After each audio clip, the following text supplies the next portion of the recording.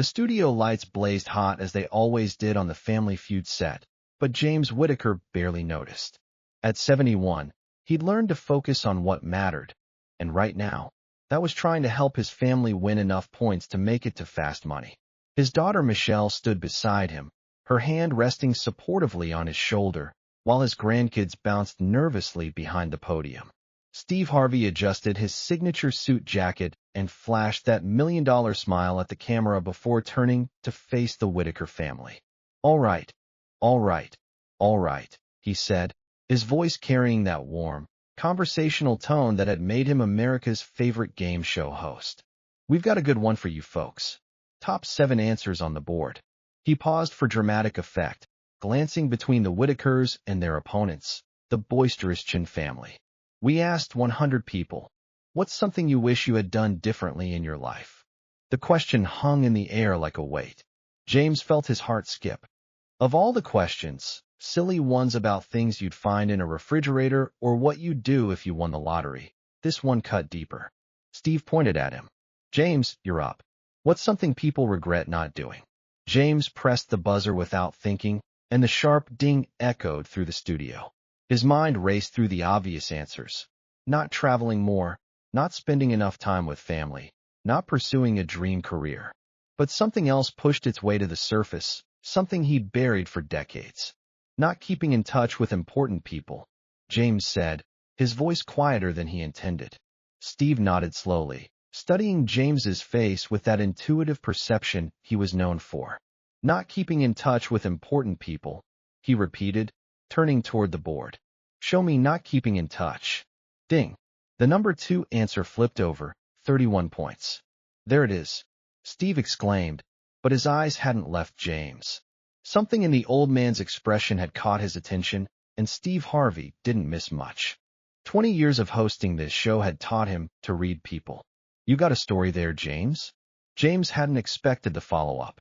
He glanced at Michelle, who squeezed his shoulder encouragingly. The cameras were rolling, 200 audience members were watching, and millions more would see this later. But suddenly, James found he wanted to talk about it. "I do, Steve," he said. "When I was 11 years old, I had a best friend named Robert Chun.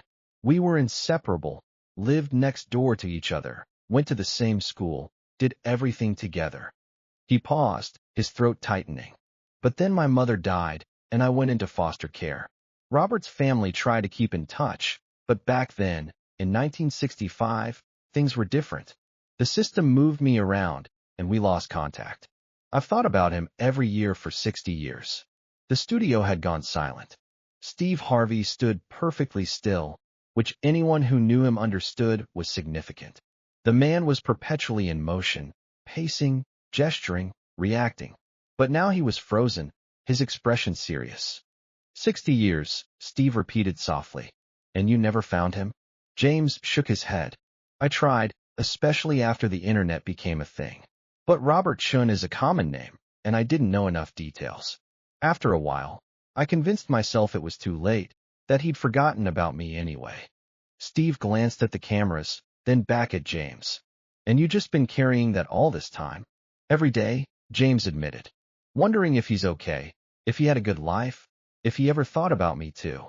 Michelle wiped tears from her eyes. The Chin family, their opponents, watched respectfully from their podium. Even the usually rowdy studio audience sat in reverent silence. Steve Harvey straightened up, and those who knew him recognized the shift in his demeanor. This wasn't just another touching game show moment. This was personal. Steve had built his career on connecting with people, on finding the humanity in entertainment, on believing that sometimes the universe put people in the right place at the right time for a reason. "All right," Steve said decisively. "We're going to play this round out. But, James," he pointed directly at the older man, "I want you to know something. This show, Family Feud, we're about bringing families together. That's what we do. And I'm making you a promise right here, right now, on national television. We're going to help you find Robert Chun." The audience erupted in applause. James's eyes widened in disbelief. Michelle hugged her father tightly. "Now let's play the game," Steve continued, his energy returning as he turned to Michelle. "Michelle, sweetheart, we need to get some more points on this board. The round continued, but everyone in the studio knew something had shifted. The Whitaker family managed to steal the round with not pursuing education and not learning another language. But the points felt secondary to what had just happened. During the commercial break, James expected things to return to normal. Instead, he watched as producers rushed onto the stage, huddling with Steve. Phones appeared. Laptops opened. The energy was electric, purposeful. Steve caught James's eye and winked. "Don't go anywhere," he mouthed. The break stretched longer than usual. James could see the director through the control room window, gesturing animatedly. Production assistants scurried back and forth. Michelle gripped her father's hand. "Dad, what's happening?" "I don't know, honey," James replied.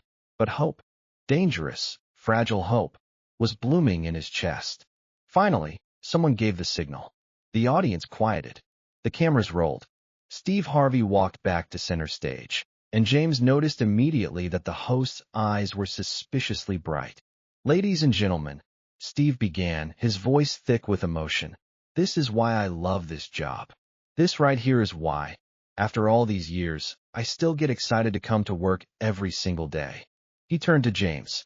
"James Whitaker, 60 years ago you lost touch with your best friend Robert Chen. You told me you'd thought about him every single day since then." James nodded, not trusting his voice. "Well," Steve continued, "I told you we were going to help you find him. What I didn't tell you was that we were going to do it in the next 15 minutes. The audience gasped. My incredible team of producers. And let me tell you, these people are amazing. They started making calls the second we went to commercial. They tracked down every Robert Chun in Seattle, Washington, which is where you said his family was from."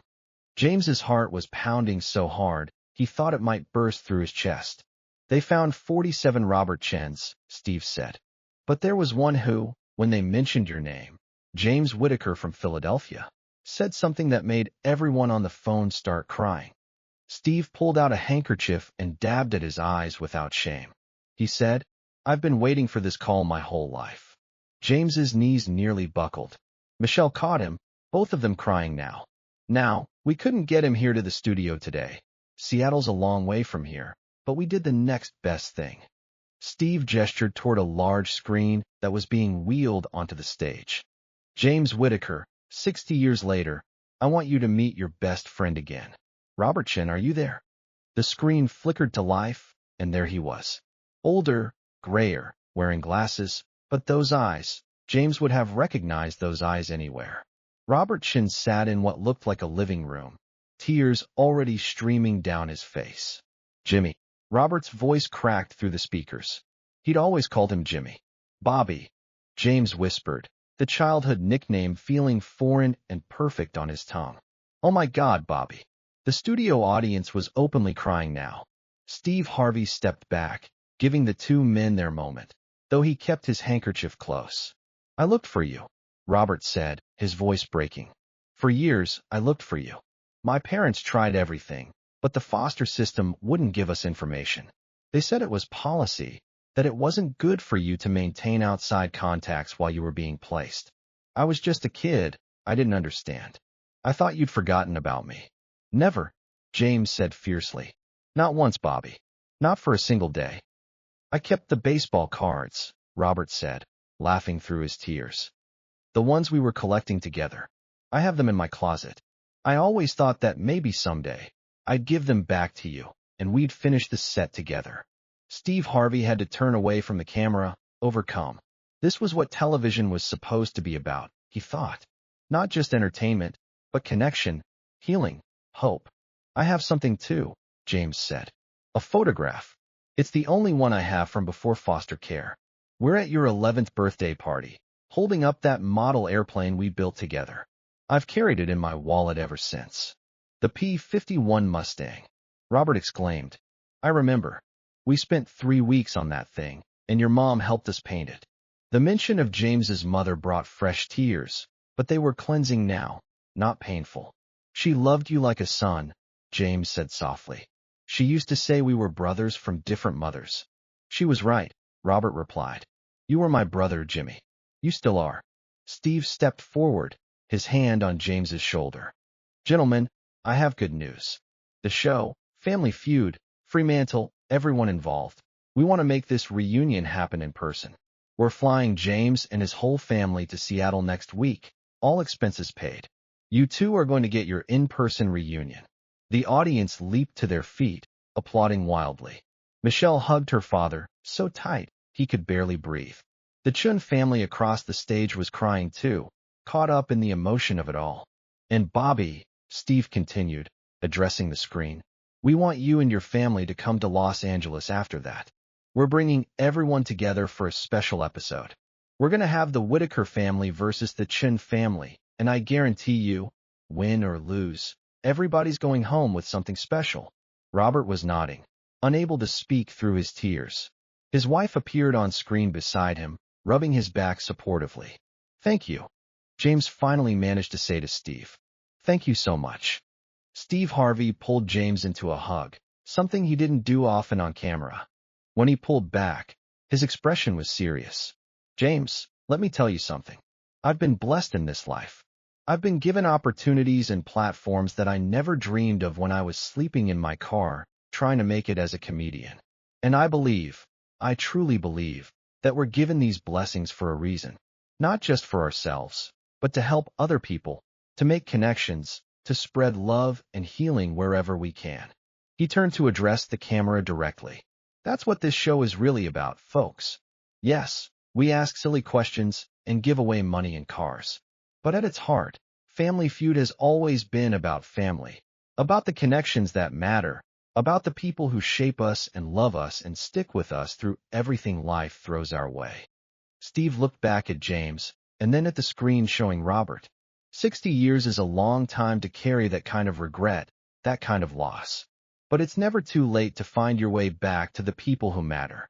It's never too late to say the things you need to say, to rebuild the bridges that fell down, to finish the story that got interrupted. The audience was silent now, hanging on every word. We live in a world that tries to tell us we're all separate, all divided, all competing against each other, Steve continued. But that's not true. The truth is, we're all connected. We're all part of the same human family. And when one of us hurts, we all hurt. When one of us heals, we all heal. He gestured between James and Robert on the screen. These two men, they show us something important. They show us that real friendship, real love, real connection, that stuff doesn't die. It doesn't fade away just because time passes or circumstances change. It waits. It endures. It holds on, hoping for the chance to bloom again. Steve walked over to Michelle. And you, sweetheart, you brought your daddy here today. You probably thought you were just bringing him to play a game show, maybe win some money, have some fun. But look what happened. You gave your father the greatest gift he could ever receive. Michelle was crying again, but smiling too. I didn't do anything, she said. This was all you, Mr. Harvey. No, baby, Steve said gently. This was all of us. This was you bringing your family together. This was your daddy having the courage to tell his story. This was my team refusing to accept that 60 years was too long. This was Robert and his family keeping hope alive all these years. This was all of us, choosing love over fear, choosing connection over isolation, choosing to believe that good things can still happen in this world. He turned back to the camera. And to everyone watching at home, I want you to think about this. Is there someone in your life you've lost touch with? Someone you think about but haven't called? Someone you had a falling out with that you wish you could make right? Don't wait 60 years. Don't wait 60 days. Pick up the phone. Send the email. Show up at their door. Life is too short and too precious to let the people who matter slip away. The audience began applauding again, but Steve raised his hand for silence. I'm not done, he said with a slight smile. Because I want to tell you what happened after we went to commercial. My producers, they didn't just find Robert Chun. They found out his story too. Steve looked at the screen. Bobby, you want to tell James what you've been doing for the last 40 years? Robert nodded, composing himself. After I lost you, Jimmy, I couldn't stand the thought of other kids going through what we went through. So I became a social worker. I've spent my whole career working in child welfare, trying to keep families together, trying to make sure that when kids do have to go into foster care, they don't lose the connections that matter. I've reunited hundreds of families over the years. James pressed his hand to his mouth, overwhelmed. You inspired that, Steve said quietly to James. Losing you changed his life, but he turned that pain into purpose. He took what hurt and used it to help others.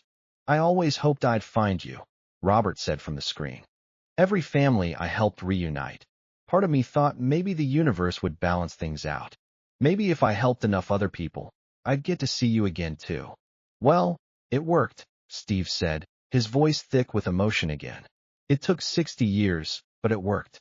And next week, you two are going to sit down together, in person, and you're going to have all the time you need to catch up on 6 decades of life. He addressed James again. What are you going to tell him? When you see him face to face, what's the first thing you want to say? James thought for a moment. I want to thank him, he said finally. Thank him for not forgetting me. Thank him for keeping those baseball cards. Thank him for turning his pain into something beautiful that helped other people. And I want to tell him that he was the best friend I ever had. That knowing him made me a better person. That even though we were separated, he was always with me. And I want to tell you, Robert said from Seattle, that you're the reason I learned what real friendship means. You taught me that the people we love don't stop mattering just because they're not in front of us. You taught me that loyalty and love can last a lifetime. And I want to introduce you to my family, my wife Margaret, my 3 kids, my 7 grandchildren. I want them to know the boy who made their father who he is. Steve had to take a moment to collect himself. All right, he said finally. We're going to take another break, and when we come back, we're going to finish this game. But I want everyone to remember this moment. Remember that we live in a world that's hungry for connection, that's desperate for real stories about real people finding their way back to each other. This is what matters. Not the money, not the prizes, this right here. During the break, production assistants swarmed around James and his family, collecting information for the Seattle trip. Robert remained on screen, chatting with James about everything and nothing. Their favorite teachers, the old neighborhood, the tree fort they'd built in Robert's backyard. When the show resumed, Steve was back to his energetic self, but something had shifted. The game continued, but it felt different now, lighter somehow, as if the weight of 6 decades had been lifted from everyone's shoulders. The Whitaker family ended up winning, taking home $20,000. But as Steve said during his closing remarks, that wasn't really the prize. The prize was happening next week in Seattle. The prize was 2 71-year-old men getting to finish their childhood friendship. The prize was families coming together. The prize was hope. As the credits rolled and the audience filed out, Steve pulled James aside one more time. You know what you did here today? He asked. James shook his head. I just answered a question. No, Steve said firmly. You reminded everyone watching that it's never too late. You showed people that the things we lose can sometimes be found again. You gave hope to every person out there who's carrying regret, who's lost touch with someone they love, who thinks too much time has passed to make things right. Robert did that too, James said. He kept hoping, kept the faith. Exactly, Steve agreed. You both did. And that's the lesson, James. That's what people need to hear. Hope isn't stupid. Faith isn't foolish. Believing in connection, in redemption, in second chances, that's not naive. That's human. That's what makes us who we are. A week later, James Whitaker stepped off a plane in Seattle with his daughter, his grandchildren, and a heart full of nervous anticipation. The show had arranged everything. The flights, the hotel, a private venue for the reunion. They wanted to film it, of course, for the special episode, but they'd promised James and Robert time alone first. The meeting place was a small cafe in Robert's neighborhood, chosen because it reminded Robert of the diner where he and James used to get milkshakes as kids. James arrived first, his hands shaking as he ordered coffee he knew he wouldn't drink. When Robert walked in, time seemed to stop. They stood there for a long moment, 2 old men looking at each other across a cafe, seeing simultaneously the 11-year-old boys they'd been and the 71-year-old men they'd become. Then Robert smiled, that same smile James remembered from childhood, and said, I brought the baseball cards. James laughed, and suddenly they were hugging, both crying, both talking at once, 60 years of separation dissolving in an instant. They sat for hours, showing each other photos, telling stories, filling in the gaps. Robert's wife Margaret joined them, and Michelle, and slowly the families blended together, discovering that they'd always been connected, even when separated by time and distance. "I have a question," James said as the afternoon sun slanted through the cafe windows. "All those years when you were helping other families reunite, did you ever get discouraged? Did you ever think about giving up?" Robert considered this carefully. "Sometimes," he admitted. "There were hard cases, situations where I couldn't make things right no matter how hard I tried. But then I'd think about you, about us, about how friendship and love don't just disappear because circumstances tear people apart. And I'd remember that even if I couldn't see you, even if I never saw you again, what we had was real. It mattered. It shaped who I became." "It shaped me too," James said quietly. "Every time I made a friend, every time I connected with someone, I thought about what you taught me about loyalty and kindness. Even when we were apart, you were making me better." Margaret wiped tears from her eyes. "You know what I think?" she said. "I think you two were meant to find each other again. Not just for yourselves, but for everyone who needs to believe that love endures, that connections matter, that it's never too late to make things right." "Steve Harvey said something similar," Michelle added. "He said Dad's story was going to give hope to people all over the world." "Steve's a special man," Robert said. "What he did, using his platform like that, that's what media should be about. Not just entertainment, but elevation. Lifting people up, making connections, spreading love." The filming of the special episode 2 weeks later was joyous chaos. The Whitaker family faced off against the Chun family in a game that everyone knew didn't really matter. What mattered was watching James and Robert together, finishing each other's sentences, laughing at inside jokes from 6 decades ago, introducing their families to each other. Steve Harvey opened the show with a monologue that would be shared millions of times online. "3 weeks ago," he said, "a 71-year-old man stood on this stage and told us about a regret. He told us about a friendship he lost 60 years ago, about a best friend he never forgot. And in that moment, we all made a choice. We chose to believe that it wasn't too late. We chose to believe that real connection doesn't die. We chose to believe in the power of hope and faith and human kindness." He gestured to the two families. "And look what happened. Not only did we reunite two best friends, but we brought together two families who are now forever connected.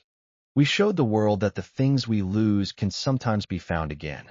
We proved that it's never too late to reach out, to make amends, to rebuild bridges, to say the things we need to say to the people who matter." The show was less a competition and more a celebration. Both families won prizes. Both families went home with full hearts. And the episode, when it aired, became one of the most watched in Family Feud history. But the real impact happened in the weeks and months that followed. The show was flooded with letters and emails from people who'd been inspired to reconnect with loved ones. Old friends found each other. Estranged family members reconciled. People reached out to those they'd lost touch with, refusing to let another day pass without trying.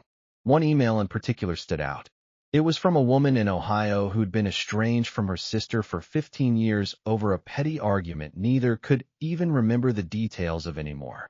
She wrote, "I watched James and Robert on your show, and I realized I'd wasted 15 years over nothing. I called my sister that night. We cried for an hour and then laughed for 2 more. We're spending Thanksgiving together for the first time since 2010. Thank you for showing us that it's never too late." Steve Harvey shared that email during a taping, his voice thick with emotion. "This is why we do this," he told the audience.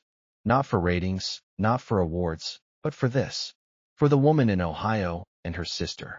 For every family we can help bring back together. For every person who finds the courage to reach out because they saw 2 71-year-old men refuse to let 60 years be the end of their story." James and Robert became friends with Steve, visiting the show several times over the following year. They became advocates for foster care reform, telling their story to help improve the system that had separated them. They worked together on initiatives to help keep siblings and friends connected when children entered the system. But mostly, they just enjoyed being friends again. They finished that baseball card collection. They built another model airplane, this time with their grandchildren helping. They took a trip back to Philadelphia to see the old neighborhood, walking the streets where they'd played as boys, now walking them as old men who'd been given an unexpected gift. You know what's funny? James said one day as they sat on a bench near where their childhood homes had been. If you'd asked me a year ago if I believed in miracles, I probably would have said no. Life had taught me that some things, once lost, stay lost. And now? Robert asked. Now I know better, James replied. Now I know that miracles happen every day. They happen when we choose hope over despair. They happen when we refuse to give up on the people we love. They happen when someone like Steve Harvey uses their platform to spread love instead of division. They happen when strangers, producers and assistants and crew members work together to make something beautiful happen. They happen when we remember that we're all connected, Robert added. That we're all part of the same human family. That your pain is my pain, and your joy is my joy. The following year, on the anniversary of their reunion, James and Robert appeared on Family Feud again, this time as special guests. Steve asked them to reflect on the year. It's been the best year of my life, James said simply. Not just because I found my best friend again, but because of everything that came from it. The people we've met, the families we've helped, the reminder that love and connection are what make life worth living. I spent 40 years trying to reunite other families, Robert said. And in doing that work, I learned that the hunger for connection, for belonging, for love, that's universal. It doesn't matter who you are or where you're from. We all need each other. We all want to matter to someone. We all want to know that we're not forgotten. Steve nodded. And that's the message I want everyone to take from this. In a world that seems increasingly divided, that tries to tell us we're all separate and different and in competition with each other, the truth is the exact opposite. The truth is we need each other. The truth is we're stronger together. The truth is that love, real love, whether it's friendship or family or romantic love, that doesn't die. It endures. It waits. It hopes. And sometimes, if we're very lucky, it gets a second chance. He looked directly into the camera. So if there's someone you need to call, call them. If there's someone you need to forgive, forgive them. If there's someone you need to tell you love them, tell them today. Don't wait 60 years. Don't wait 60 days. Life is happening right now, and the connections we make, the love we share, that's what lasts. That's what matters. That's what we'll remember when everything else fades away. The audience stood and applauded, but it was different from the usual game show applause. This was deeper, more meaningful. This was people acknowledging a truth they'd always known but sometimes forgot. That we're all in this together. That love is what heals us, that it's never too late to make things right. As the show ended and the audience filed out, James and Robert stood with Steve in the center of the stage. Three men from different backgrounds, different generations, different walks of life, connected by a moment of vulnerability, a choice to hope, and a belief in the power of human connection. Thank you, James said to Steve, for everything, for believing, for caring, for using your platform to do something that mattered. Steve shook his head. Thank you for being willing to share your story. Thank you for showing all of us what real friendship looks like. Thank you for reminding me why I love this job. Thank you for being the kind of person who makes miracles happen, Robert added. Not just for us, but for everyone watching who needed to believe that good things can still happen in this world. They hugged, these three men, and in that moment embodied everything Family Feud had become under Steve Harvey's tenure. Not just a game show, but a platform for love, for healing, for bringing people together. The story of James and Robert spread far beyond that studio, far beyond that television show.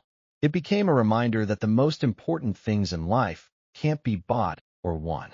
They can only be lived, shared, and cherished. It became proof that it's never too late to reach out, never too late to make amends, never too late to tell someone they mattered to you. And somewhere, in living rooms across America and around the world, people watched and learned and were inspired to reach out to their own Roberts, their own Jimmys, the people they'd lost touch with, the relationships they'd let fade, the connections they thought were gone forever. Because that's what happens when we choose hope. That's what happens when we believe in the power of love and connection. That's what happens when we remember that we're all part of the same human family, all connected, all in need of each other. That's what happens when someone has the courage to share their regret, someone else has the platform to help, and everyone involved chooses to believe that it's never too late for a miracle. The story didn't end when the cameras stopped rolling. It continued in every phone call made, every email sent, every hand extended in forgiveness or friendship.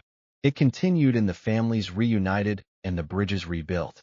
It continued in the simple but profound truth that love endures, that connection matters, and that sometimes the best prizes in life can't be found on a game show board. They can only be found in the courage to hope, the willingness to try, and the choice to believe that we're all worth fighting for.